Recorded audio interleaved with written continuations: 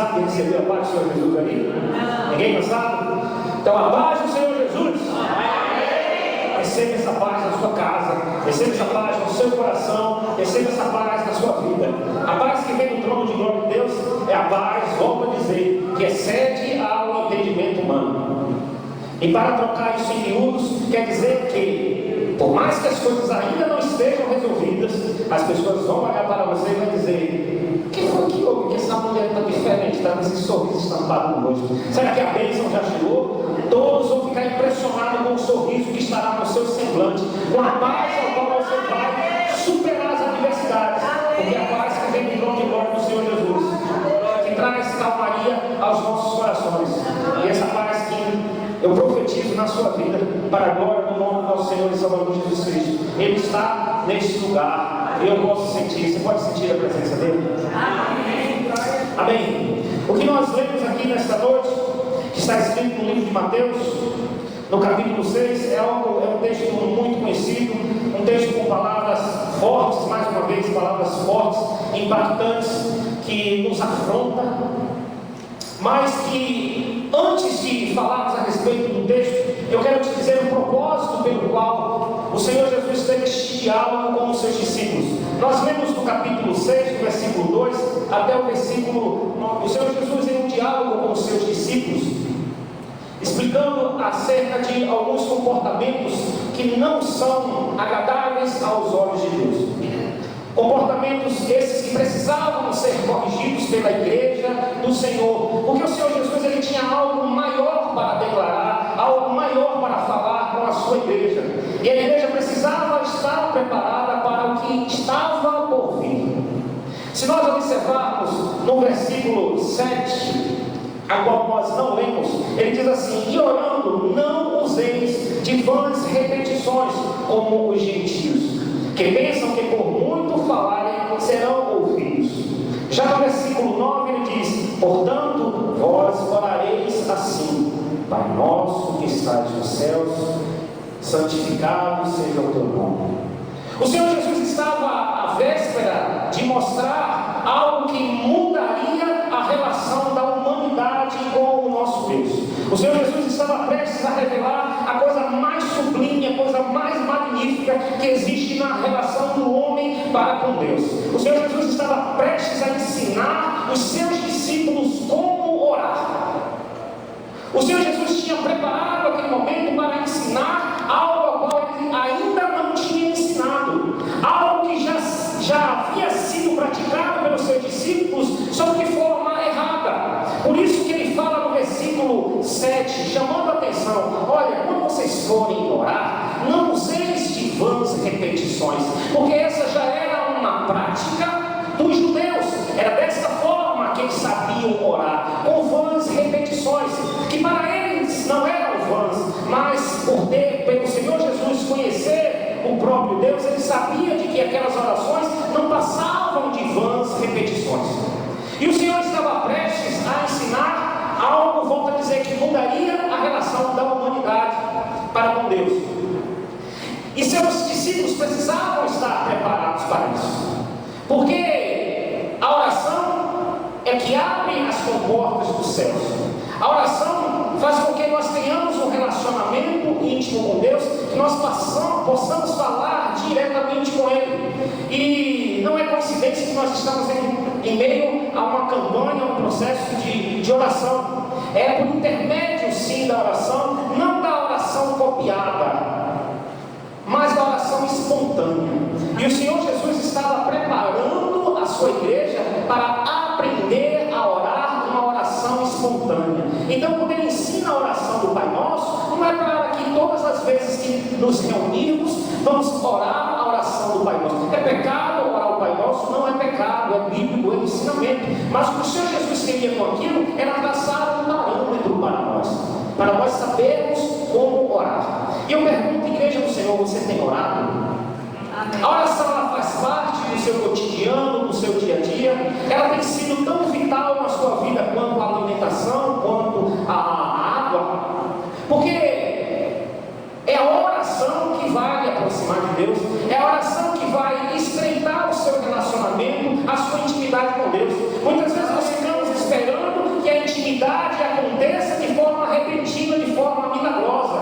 E se há uma receita para intimidade com Deus, essa receita chama-se oração. Amém. A oração tem que ser uma rotina diária nas nossas vidas.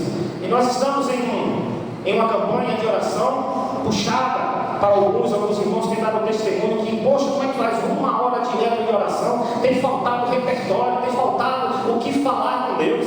Parece que quando chega a 15 a 20 minutos eu já falei todo, já li aquele papel todo, já não tem mais o que falar com Deus. E eu te digo que isso é apenas uma questão de hábito, uma questão de costume. Assim como você senta na roda de amigos e passa 2, 3 horas batendo papo, 4, 5 horas, a relação com Deus é a mesma coisa.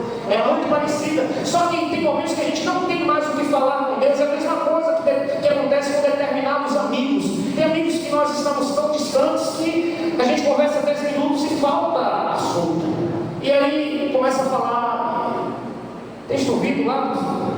A gente começa a falar de coisas banais, coisas comuns e banais, porque não tem mais o que falar. É a mesma coisa na relação com Deus.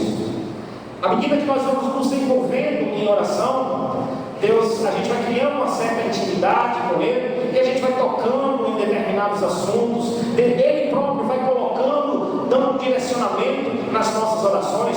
Preste atenção, em nome de Jesus, quem favorece-nos durante o momento de diálogo com Deus é o próprio Deus. Amém. Porque à medida que a gente vai falando com Ele, é Ele que vai dando-nos resposta. Porque é muito chato nós conversarmos com alguém que não fala nada.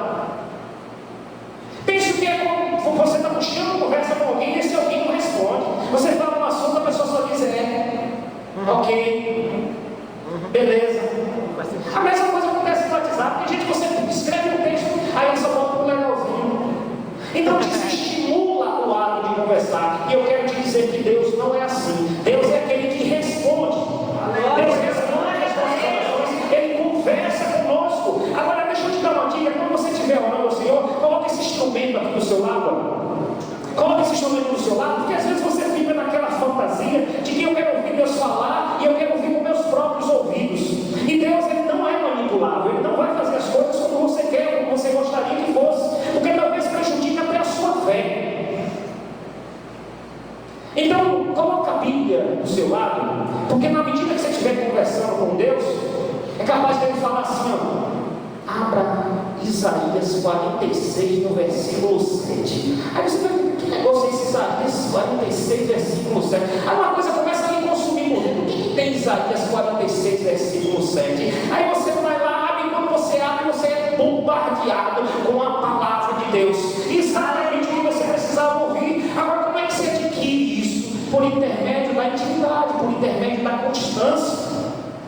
E orar não é ficar com vãs repetições, repetindo aquela mesma rotina. É preciso nós externarmos o que está no nosso coração e tratar Deus como uma pessoa acessível. Não é como aquele soberano que está lá em cima apenas para nos julgar, mas é um Deus amoroso que quer, pela misericórdia dele, ainda se comunicar conosco. Amém. E o Senhor Jesus, Ele tem essa proposta para nós. Ele teve essa proposta para os seus discípulos e tem ainda essa proposta para nós. Porque Ele sabe o quanto é vital para o ser humano a oração. Se assim não fosse, Ele não teria sido um homem de oração. Com tanto poder, com tanta autoridade, ainda assim Ele se retirava para orar. Existem coisas na oração a qual o homem não tem explicação. Não há cientista que explique coisas que acontecem em meio a uma oração. Enquanto você ora, sua família está sendo alcançada. Enquanto você ora, pessoas estão sendo curadas. Pessoas estão sendo alcançadas devido à sua oração. E pelo Senhor Jesus Cristo conhecer isso, Ele estava preparando a igreja. Ele chegou para os seus discípulos e disse: olha, eu preciso lhes fazer uma recomendação antes da bênção maior que eu quero dar para vocês. Só que eu já estou pulando.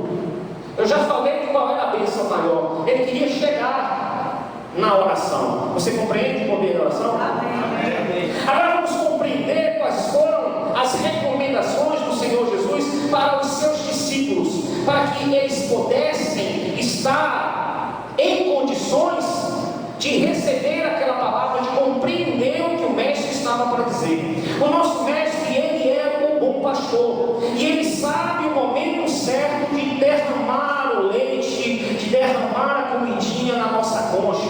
Ele sabe quando nós estamos preparados ou não para receber aquela palavra. Por isso ele nos condiciona, ele nos prepara. E nessa noite ele nos convida a entrar um pouco mais no rio.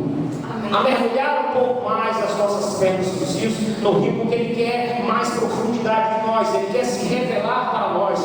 E por isso que ele preparou os discípulos antes de chegar na palavra da oração.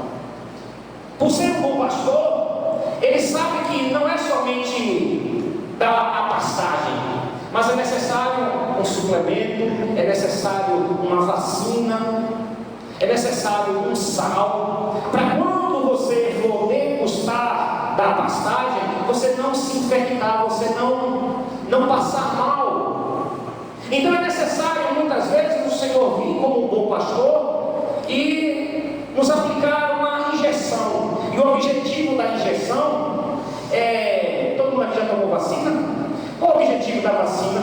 É nos colocar na condição de resistentes a um determinado vírus. Então, o que o Senhor Jesus sempre nos faz e fez aqui nesse episódio, está fazendo conosco nesta noite, é nos dando exatamente essa vacina, para que a gente possa se alimentar sem passar mal. Porque tem determinadas palavras que a pessoa sai passando mal, sai da igreja, e eu não entendo, porque muitas vezes, quando termina a pregação, aparece no mínimo 3 pessoas estavam dizendo: pastor, o senhor pregou para mim, parece que o senhor estava comigo a tarde toda.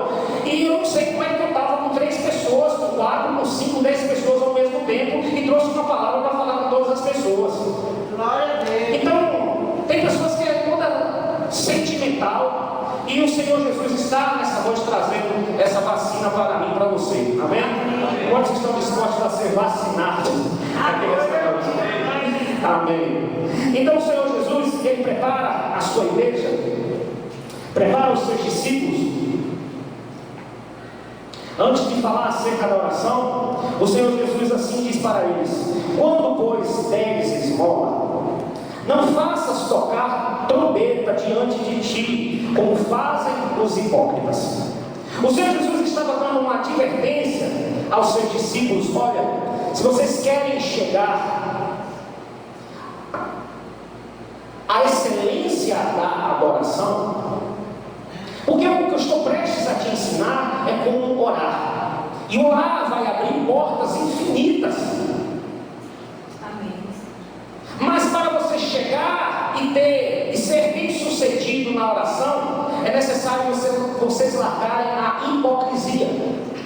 Assim o Senhor Jesus está falando com os seus discípulos. Eu penso que ele não está falando com você, eu espero que ele não esteja falando, mas se ele estiver falando, você diz amém, você recebe em nome do Senhor Jesus. Porque ele está dizendo: olha, não sejais hipócritas.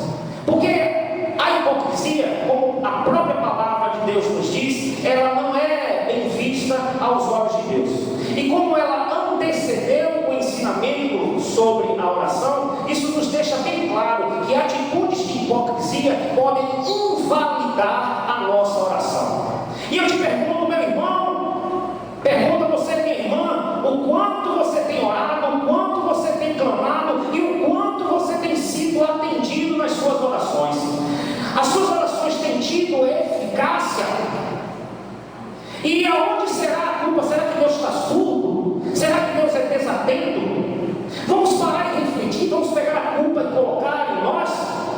Será que em algum momento das nossas vidas nós estamos sendo merecedores de que Deus se incline e ouça as nossas orações? E vamos falar nessa noite em específico sobre a hipocrisia. Será, Senhor, que eu tenho sido um desses hipócritas? Eu tenho tido atitudes que geram este sentimento de hipocrisia no Senhor? A hipocrisia, ela é, como poderíamos descrever a hipocrisia? A atitude hipócrita é quando a pessoa fala e não vive algo. É tipo aquele pai que diz para o filho: olha, faça o que eu mando, não faça o que eu faço. Um homem, uma mulher de Deus precisa viver o que fala, precisa viver na íntegra os princípios ao qual ele decidiu adotar para as suas vidas. Ser cristão não é uma brincadeira, não é uma opção simplesmente porque você não tem o que fazer, ou simplesmente para se socializar, ou apenas para, quem sabe, será que essa história de vida eterna é verdade? Eu não tenho nada a perder, eu vou entrar nesse barco aí, porque se for, beleza. O cristianismo não é isso. Amém. O Senhor Jesus, ele constantemente nos convoca à mudança de caráter. Me perdoe, mas eu não sei pregar outra coisa. Talvez você esteja aí murmurando, dizendo: mas esse homem só fala isso, eu só sei falar isso. O que Deus só colocou no meu coração é falar sobre mudança de caráter, mudança de comportamento, semelhança das promessas dele. Porque chegar no tempo da vida dele e ele irá fazer uma separação. A palavra dele nos garante que ele irá sim fazer uma separação. E a separação não é de quem é bonito, de quem é feio, de quem doa mais ou quem doa menos, mas de quem se entrega mais, de quem se renuncia mais e deixa a hipocrisia de lado. E hoje o Senhor está falando profundamente acerca da hipocrisia, e eu peço para você reavaliar e pensar na sua vida, no seu cotidiano, na sua casa, no seu trabalho, na igreja, aonde você tem sido hipócrita, porque você pode enganar o coração de homens, mas o coração de Deus não. E quem chamou os discípulos de hipócrita não foi eu e não foi nenhum outro judeu, senão o Senhor Jesus Cristo. Ele chega para eles e diz: olha, quando deles esmola, não faça tocar trombeta nas sinagogas, não faça tocar trombeta diante de ti, como fazem os hipócritas nas sinagogas. O que ele estava dizendo? Que naquela época, os judeus, alguns judeus hipócritas, eles faziam algum tipo de caridade dentro da igreja. Eles olhavam e percebiam alguém carente, alguém necessitado de uma veste, necessitado de um recurso. Então eles pediam: ó levita, toca a trombeta aí, ó, que eu vou fazer uma boa ação aqui. E às vezes nós não fazemos tão explicitamente. Você não pede um levita para tocar rufa os tambores que eu vou fazer uma boa ação. Mas às vezes as nossas atitudes sutis desejam que isso aconteça. Deus coloca no seu coração para você ser generoso, para você exercer qualquer tipo de generosidade. Isso não envolve só tirar um dinheiro do bolso, dar uma roupa. Às vezes a generosidade é apenas visitar uma pessoa. Mas quando você vai fazer essa visita, todo mundo tem que saber que você visitou fulano. Todo mundo tem que saber que você fez um gesto de caridade, que você fez um gesto bondoso. E eu quero te dizer, meu irmão, minha irmã, isso não edifica a sua vida. Ninguém precisa saber das coisas que Ele colocou no teu coração, porque a graça dele deve ser suficiente para você. Enquanto você estiver querendo se aparecer, enquanto você estiver querendo dizer que é sem ser, dizer que tem sem ter, você está sendo vista pelo próprio Deus como hipócrita, porque eu não conheço a sua vida suficientemente, mas o Deus que rege a sua vida e que está neste lugar te conhece completamente. Amém. Então nós precisamos abandonar todo e qualquer tipo de hipocrisia. Eu preciso ser na íntegra quem realmente eu sou. E se eu não posso viver na íntegra quem eu sou, porque não presta, eu preciso mudar de vida. Mas eu tenho que ser autêntico. Aleluia, Deus. Glória a Deus. Glória a Deus. Só que ser autêntico às vezes traz descontentamento em algumas pessoas, mas traz muita alegria ao coração de Deus. Aleluia. Traz muita alegria ao coração de Deus. E ele ainda diz assim: olha, para que, como ele explica como fazer uma caridade, mas quando tu deres esmola, não saiba a tua mão esquerda que fez a direita, para que tua esmola seja dada ocultamente. E teu pai que vê em segredo te recompensará publicamente. Quem vai te recompensar é o Pai. E não é de qualquer jeito, é publicamente. E às vezes a gente fica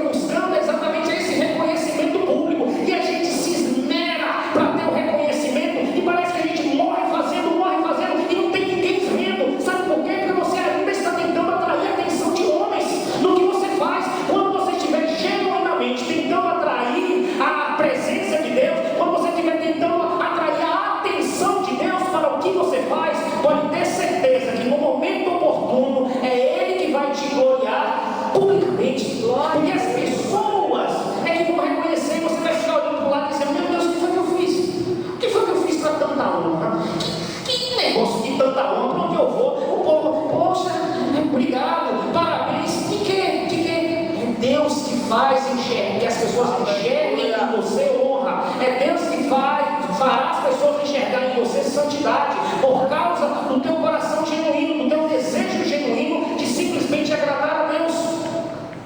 Aleluia. E muitas pessoas se sentem cobradas por si mesmo, por esse tal reconhecimento.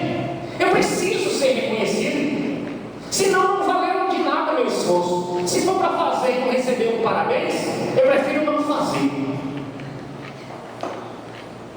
E o Senhor, deixa eu contar uma experiência nesse sentido. Eu trabalhava em uma empresa, e essa empresa, ela semanalmente, ela comprava muitos pães, sei lá, 100, 200, 300 pães. Sei que a sala ficava cheia de pães e mandava para uma casa de recuperação aqui. E aí eu estava sentado com o dono da empresa, aí chegava o pessoal, colocava aqueles pães na sala dele e vinha uma outra equipe para pegar, para distribuir. E eu estava na sala exatamente nesse momento que os pães chegaram. E aí quando chegou a outra equipe para pegar os pães, aí o dono da empresa fez: olha, vamos lá entregar, mas não precisa dizer que foi eu, vocês sabem, né? Basta dizer que foi a minha empresa que mandou, mas não precisa dizer que foi eu não. Basta dizer que foi a minha empresa que mandou, mas não precisa dizer que foi eu não. Vocês entenderam isso? É uma forma de mascarar, né? Não foi eu que fiz, mas foi a minha empresa. Mas foi a empresa de quem que mandou? A empresa de fulano.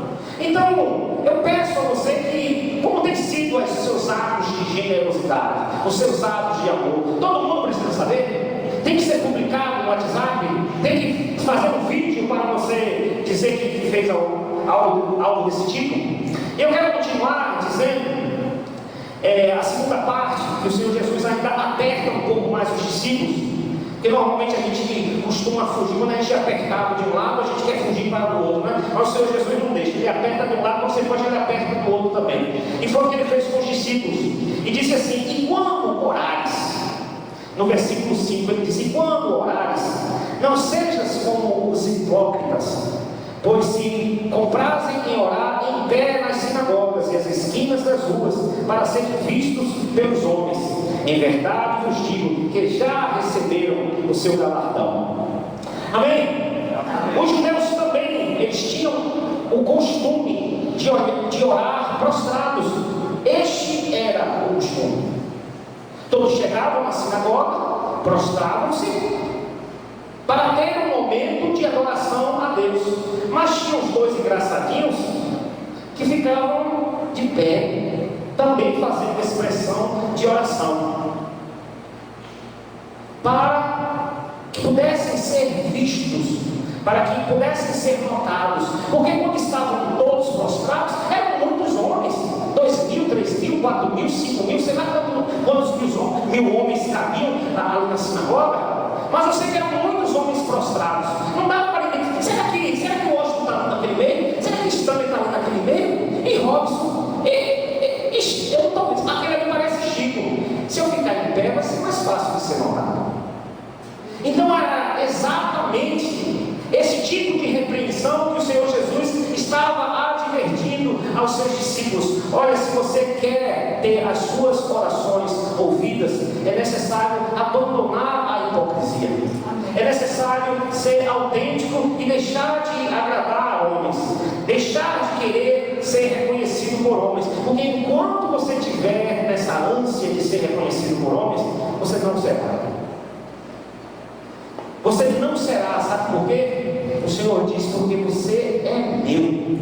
Se você fosse do mundo, Ele até permitiria você ser exaltado pelas pessoas do mundo, mas por você ter uma aliança com Ele, Ele não vai permitir que isso ocorra, porque a glória vai vir por intermédio dEle, não é por intermédio das suas ações, mas por intermédio dEle. Amém. Amém? Amém. Aí você, poxa, que palavra dura. Realmente ser hipócrita é uma coisa muito desagradável. Eu não quero isso para a minha vida, não. Será que tem hipócrita aqui entre nós? Está repreendido em nome do Senhor Jesus. Está repreendido esse negócio de hipocrisia. Mas eu quero te dizer que existem coisas piores do que a hipocrisia. Eu diria que a hipocrisia é o primeiro nível de todo cristão. Eu não conheço um cristão que não passou pelo processo da hipocrisia. Porque a gente chega na presença do Senhor Jesus, aceita Ele, né?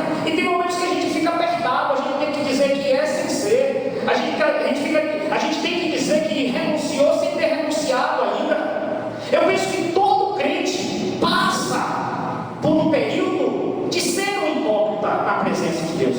Mas eu preciso te dizer que esse período precisa ser ultrapassado. Nós precisamos passar para um outro nível. Aleluia. E esse outro nível vem por intermédio do relacionamento, por intermédio de renúncia.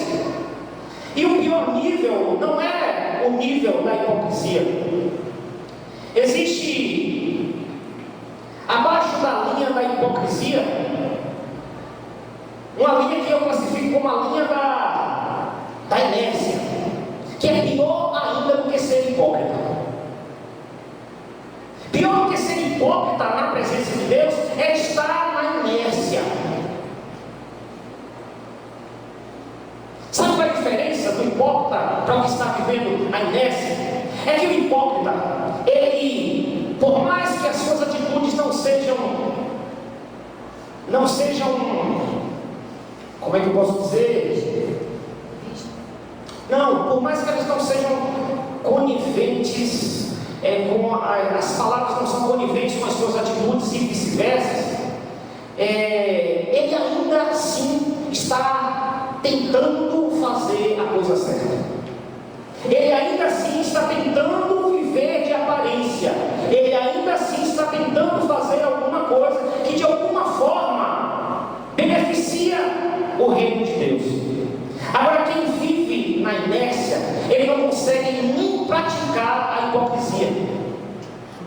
Porque você percebe que o hipócrita, os dois mencionados aqui, estavam na igreja, estavam na presença do Senhor Jesus, orando da forma errada, mas estava orando. Da forma errada, mas estava sendo misericordioso. E eu te digo, meu irmão, independente se está fazendo certo ou errado, mas faça. Saia da situação da inércia. Se a igreja te convida a orar, esteja lá, porque o hipócrita vai estar. A igreja se levanta e diz: olha, eu vou fazer uma campanha de oração. Quantos querem? Vai ter um bocado de gente que não siga os hipócritas. Os hipócritas vão dizer: olha, coloca meu nome aí também. Não vão fazer. Vão ficar em casa dizendo que cumpriram com a sua parte do acordo. E se você perguntar, ele disse que cumpriu, que fez certinho e não fez absolutamente nada. Quebrou o compromisso. Mas ele estava lá, ele tentou. E o que está na inércia finge que nem recebeu a mensagem. Eu nem recebi a mensagem. Opa! A igreja chama para jejuar aqueles que têm envolvimento com a obra, que entendem, dizer: olha aqui, vamos jejuar. Os hipócritas também estão no meio. Eu também quero jejuar. Só que chega na hora, não pode jejuar. Há exceções, em nome do Senhor Jesus. Tem aqueles que não podem se ajoelhar, tem aqueles que não podem jejuar. Eu não estou falando de ninguém, eu estou falando que Deus está colocando no meu coração. Não leva para o seu coração, em nome do Senhor Jesus. Então os hipócritas, eles também estão no grupo de jejum. Os hipócritas também, quando são chamados para louvar ao Senhor, a igreja está aqui, os levitas estão aqui no momento de louvor e dizem: igreja, vamos ficar de pé e vamos louvar ao Senhor. Aí a igreja se levanta, fica de pé, começa a louvar. Os hipócritas também estão de pé e começam a louvar, e levantam a mão e se quebrantam e choram, mas os que estão na inércia estão de braço cruzado. E a adoração está acontecendo e a igreja ainda está na inércia, mas os hipócritas estão adorando. E mesmo na condição de hipócritas, serão alcançados pela misericórdia do Senhor, porque ainda assim estão na posição. Glória a Deus. Sabe? Então, pior do que ficar olhando e criticando os hipócritas é estar na situação de inércia, é não se envolver com o chamado de Deus, é não se envolver com a igreja do Senhor. A igreja convoca as pessoas para trabalhar, aí não se levanta a mão: pai, eu estou envolvido, o Senhor, não vou ficar de fora. Aí a igreja vem, os hipócritas também vêm, só que em vez de trabalhar, ficam conversando. Mas os inertes não vêm, não dão satisfação e fingem que não sabem que nada está acontecendo. E eu quero te dizer, meu irmão, minha irmã, quem está perdendo, se você pratica algum desse tipo de iniquidade, não sou eu. E eu estou falando nesta noite com muito amor, por mais que seja dura a palavra, o desejo que está no meu coração, o sentimento que está no meu coração é de amor pela sua vida, é para que você seja merecedor, para que as suas orações sejam atendidas pelo Pai. Sabe, eu tenho certeza que você anseia em ver as suas orações sendo atendidas, e como eu gostaria que você tivesse aqui no altar dando um testemunho, dizendo: sim, o milagre chegou na minha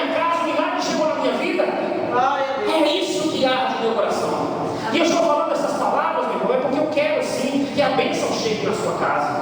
Mas para a bênção chegar na sua casa é necessário se envolver mais, é necessário ser íntegro, é necessário mostrar a Deus que você está disposto a uma mudança de vida, um novo comportamento e viver o propósito dele na sua vida. Agora, pelo amor de Deus, hipocrisia não dá uma agrada no coração do mestre, ele sabe disso. Aí a pessoa vai no monte, viu, Simone? A pessoa vai no monte e por acaso aconteceu um episódio ali, foi no monte. Aí, deixa eu gravar um vídeo para a igreja. Igreja, olha aqui, ó. Eu estou no monte aqui, eu vim aqui exclusivamente para orar pelos irmãos, pelas irmãs. Não perca a oportunidade de aparecer. Engana os irmãos. Levanta a sua moral e dá status. Se você não tinha oportunidade, começa a ter. Mas não engana o Senhor Jeová, não. Não engana ao Deus que eu sirvo, não. Amém? Aleluia. Glória.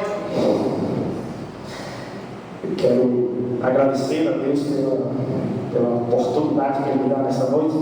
Eu quero convidar a igreja do Senhor a estar de pé, que nós vamos estar orando. Aleluia. Amém.